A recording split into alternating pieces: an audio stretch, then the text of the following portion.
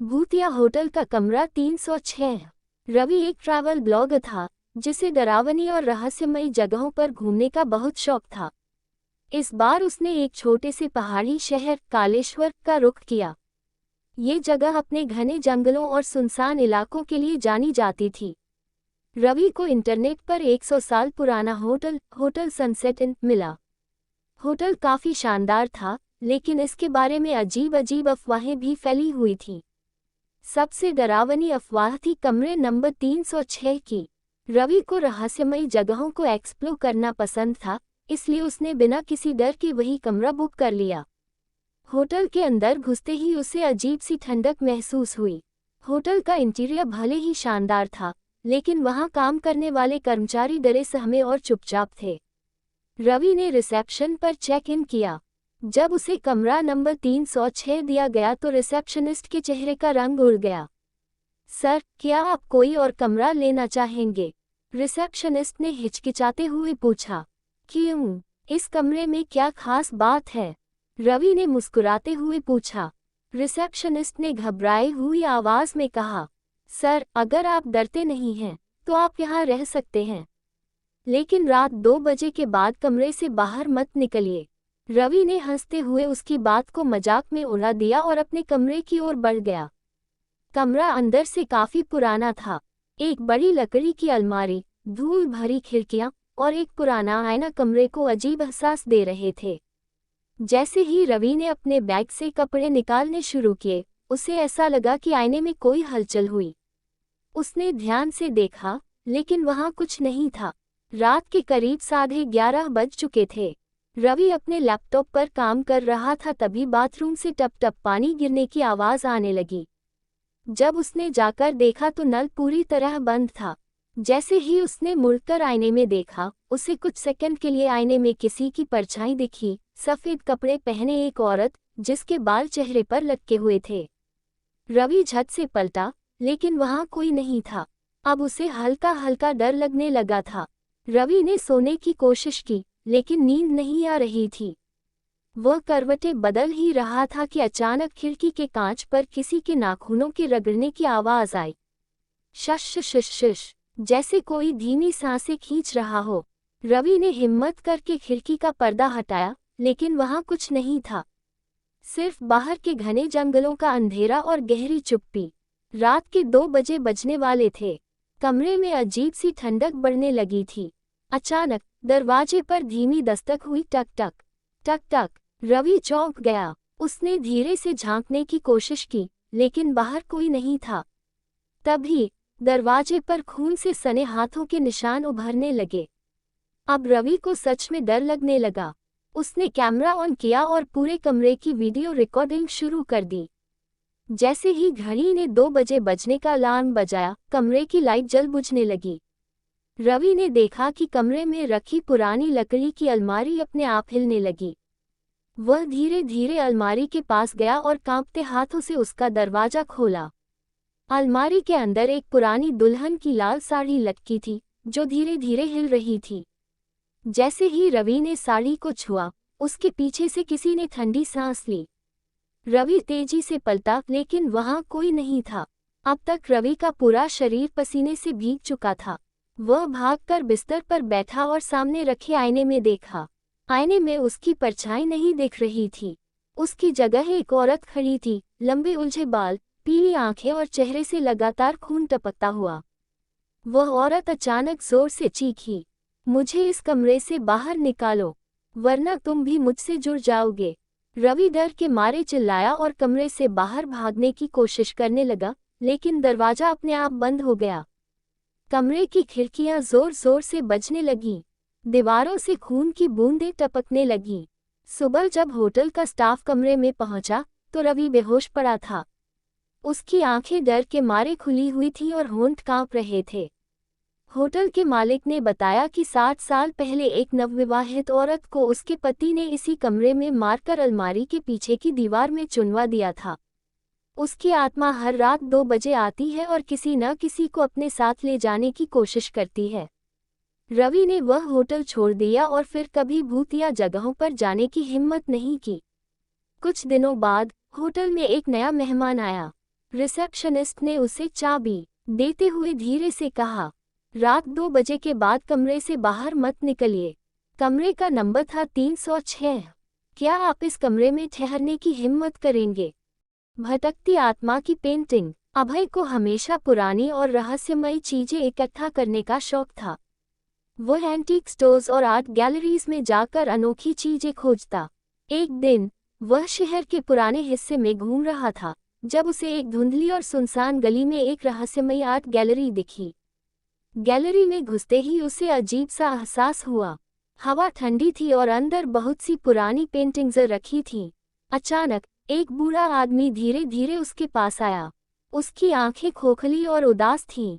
उसने कहा, यहाँ की हर पेंटिंग की अपनी एक कहानी है, लेकिन इन सब में से एक पेंटिंग ऐसी है जिसे कभी मत खरीदना। अभय ने दीवारों पर लगी पेंटिंग्स देखनी शुरू की।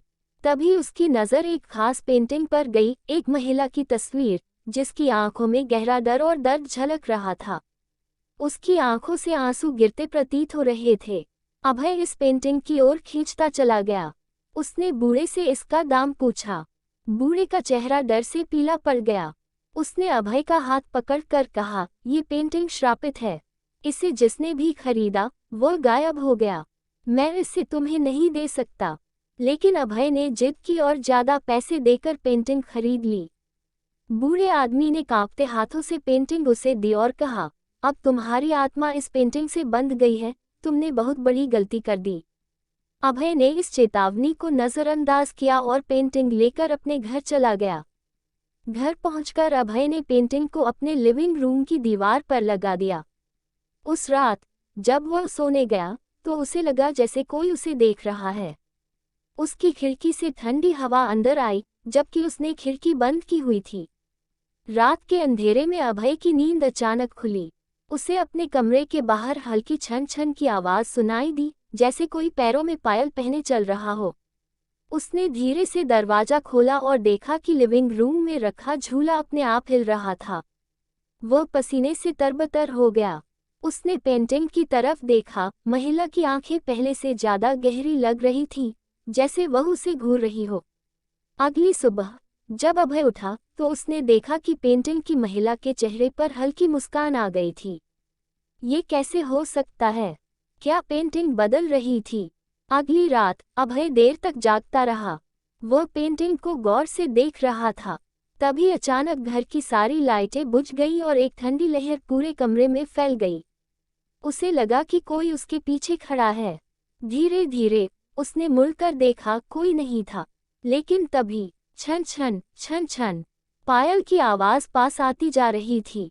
अभय की धड़कन तेज हो गई। उसने टॉर्च जलाकर इधर उधर देखा, लेकिन कुछ नहीं था। लेकिन तभी टॉर्च की रोशनी पेंटिंग पर पड़ी। अब महिला की आंखों से खून बह रहा था और उसके होठों पर भयानक मुस्कान थी। अचानक पेंटिंग से एक चीख निकली और कमरे में हलचल मच गई। खिड़कियां जोर जोर से बजने लगी, टेबल पर रखी चीजें गिरने लगी और दरवाजे अपने आप खुलने बंद होने लगे। अभय कांपते हुए पेंटिंग के पास गया। तभी पेंटिंग में से एक हड्डियों से भरा हाथ बाहर निकला और उसकी गर्दन पकड़ ली। अभय घबराकर पीछे गिर पड़ा।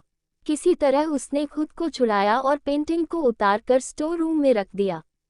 अगले दिन अभय गैलरी वाले बूढ़े आदमी के पास पहुंचा। बूढ़े ने गहरी सांस ली और कहा, ये पेंटिंग एक मरी हुई औरत की आत्मा को कैद करने के लिए बनाई गई थी। वह औरत 100 साल पहले इस शहर में रहती थी। एक दिन उसके पति ने उसकी बेरहमी से हत्या कर दी और उसकी आत्मा इस पेंटिंग में कैद हो गई। जो भी इस पेंटिंग को खरीदता है वह उसी महिला का अगला शिकार बन जाता है। अभय डर गया। उसने पूछा, क्या इसका कोई उपाय है? बूढ़े ने कहा, पेंटिंग को जला दो, लेकिन सावधान रहना। आत्मा इतनी आसानी से मुक्त नहीं होगी। अभय घर लौटा और पेंटिंग को जलाने के लिए तैयार हुआ। जैसे ही उसने आग लगाई, पूरे घर में जोर जोर से चीखें गूंजने लगी। पेंटिंग में से एक साया निकला, वही औरत, लेकिन अब वह एक भूतनी में बदल चुकी थी। उसके लंबे बाल बिखरे हुए थे, आंखों से खून बह रहा था और उसके नाखून नुकीले हो गए थे। तूने मुझे जगाया है, अब तू मरेगा। अचानक आत्मा हवा में उठी और पूरे कमरे में चीजें इधर उधर गिरने लगीं। घर की दीवारों पर खून से लिखा जाने लगा, मैं लौटूंगी। अभय पूरी ताकत से पेंटिंग को जलाने लगा। जैसे ही आग ने पेंटिंग को घेरा, महिला की चीखों से घर गूंज उठा। धीरे धीरे उसकी परछाई आग में जल गई और सब कुछ शांत हो Gaia, Abaya Zamana para Gira para, Ham Fate Hu, Usain Soka Ki Abasaba Kadma Ho Gaia, Lekina, Agali Subaha, Jaba Vaha Yutha, Tiyusaki Devara para Vaha Pentinga Tangi T, Bilkala Sahi Halata Mem, Ora Abba, Mahila Ki Muskana Pahale Sabi Ziada Daravani T. काला मेहमान। रवि और नेहा शहर के शोर शराबे से दूर एक शांत जगह पर घर खरीदना चाहते थे। बहुत खोजने के बाद उन्हें एक पुराना बंगला मिला, जो काफी बड़ा था लेकिन कीमत बहुत कम थी। जब वे उस बंगले को देखने पहुंचे, तो गांव के बुजुर्गों ने उन्हें चेतावनी दी, ये बंगला मत खरीदो, यहाँ कुछ रहता है। लेकिन रवि और नेहा ने इसे अंधविश्वास समझा और बंगला खरीद लिया। वे दोनों नए घर में खुशी खुशी रहने चले गए, लेकिन उन्हें नहीं पता था कि यह बंगला उनका अंतिम ठिकाना बन जाएगा।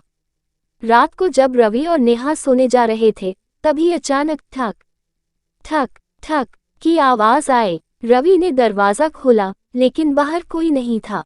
उसने सोचा कि शायद हवा के झोंके से कोई चीज टकराए होगी। लेकिन जैसे ही वह दरवाजा बंद करने लगा, तभी उसे लगा कि कोई सांस छोड़ रहा है, बिल्कुल उसके पास। ठंडी हवा उसके चेहरे से टकराए, लेकिन वहां कोई नहीं था। वह डर के मारे झट से दरवाजा बंद कर अंदर आ गया। लेकिन जैसे ही उसने पलट कर देखा, नेहा बेहोश पड़ी थी। रवि और नेहा ने पहली रात हुई घटना को नजरअंदाज कर दिया। लेकिन दूसरी रात, जब नेहा आईने के सामने खड़ी थी, तो उसे कुछ अजीब लगा। आईने में उसके पीछे कोई परछाई दिख रही थी। वह घबरा कर पीछे मुड़ी, लेकिन वहां कोई नहीं था। उसने फिर आईने में देखा, और इस बार परछाई और करीब आ गई थी। नेहा ने चीखते हुए रवि को बुलाया, रवि, यहाँ कोई है। रवि दौड़कर आया और कमरे की लाइट जलाई। लाइट जलते ही आईने में कुछ भी नहीं दिखा।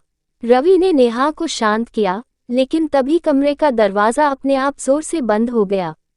रात के 3 बजे घर के अंदर अजीब आवाजें आने लगी। सर्र सर्र सर्र, ऐसा लग रहा था जैसे कोई रेंग रहा हो। रवि ने धीमे से टॉर्च ऑन की और देखा, सीढ़ियों पर गीले पैरों के निशान थे। नेहा घबरा कर बोली, रवि, कोई छत से नीचे आ रहा है। रवि ने ऊपर देखा, छत से एक भयानक जली हुई शक्ल झांक रही थी। उसकी आंखों से खून टपक रहा था और उसका मुंह धीरे धीरे खुल रहा था। रवि और नेहा ने दौड़कर दरवाजा खोलना चाहा, लेकिन दरवाजा अंदर से बंद हो गया। सुबह जब रवि और नेहा जागे, तो उन्होंने देखा कि दीवार पर खून से लिखा था, तुम यहाँ से बच नहीं सकते। नेहा कांपते हुए बोली, रवि, ये घर हमें मार डालेगा। रवि ने तुरंत गांव के पुजारी को बुलाने का फैसला किया।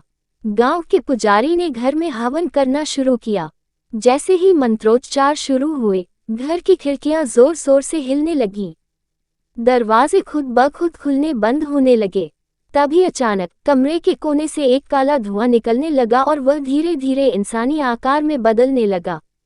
उसका चेहरा जला हुआ था, उसकी आंखों से अंधेरा टपक रहा था। वह आत्मा जोर से चिल्लाए, ये घर मेरा है, कोई यहाँ नहीं रह सकता।